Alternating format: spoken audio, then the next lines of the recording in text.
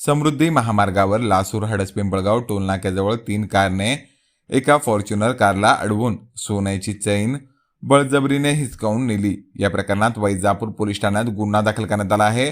प्रकरणात साहिल सतीश सोनवणे वय 22 वर्षे राहणार टाकळीमियो तालुका राहता यांनी फिर्याद दिली आहे। त्यांनी केलेल्या तक्रारीनुसार ते आपल्या मित्रांसह फॉर्च्युनर कार क्रमांक MS02 EU 2481 ने देवदर्शनासाठी उत्तराखंड येथे गेले होते।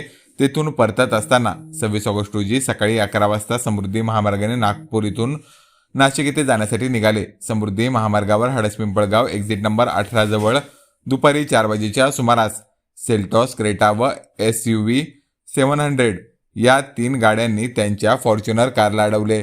गाडीतील 8 इसमांनी उतरून फिर्यादियांना मारहाण करत त्यांच्या गळ्यातील सोन्याची साखळी चोरून नेली। या प्रकरणात 28 ऑगस्ट रोजी रात्री 12:15 वाजेच्या सुमारास गुन्हा दाखल करण्यात आला आहे। या प्रकरणाचा अधिक तपास वैजापूर पोलीस करीत आहेत।